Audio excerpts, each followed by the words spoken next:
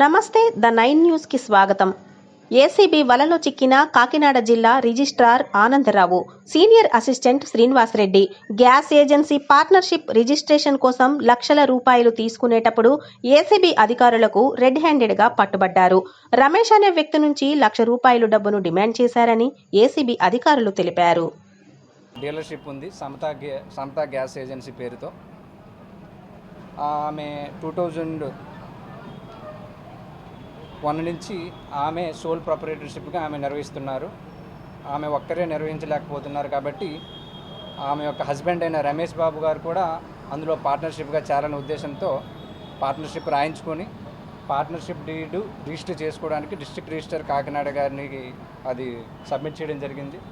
Submit చేసిన తర్వాత ఆ డిస్ట్రిక్ట్ రిజిస్టర్ కాకినాడ గారు దాన్ని రిజెక్ట్ చేయడం జరిగింది, ఒక ప్రాపర్ రీజన్ మెన్షన్ చేయకుండా. ఆ తరువాత రిజెక్ట్ చేసిన తర్వాత ఎవరైతే ఈ రమేష్ బాబు గారు ఉన్నారో అతను అప్రోచ్ అయ్యి, సార్ మా పార్ట్నర్షిప్ డీడు ఎందుకు రిజెక్ట్ చేయడం జరిగింది అని అడగగా, ఎవరైతే డిస్ట్రిక్ట్ రిజిస్టర్ గారు అక్కడ పనిచేస్తున్న శ్రీనివాసరెడ్డి గారు, సీనియర్ అసిస్టెంట్ శ్రీనివాసరెడ్డి, వీళ్ళిద్దరూ కూడా రమేష్ బాబు అనే కంప్లైనెంట్ని 1 lakh డిమాండ్ చేశారు. ఏదైతే 1 lakh డిమాండ్ చేశారో అది ఇవ్వడానికి ఇష్టం వల్ల రమేష్ బాబు గారు మమ్మల్ని అప్రోచ్ అయ్యారు.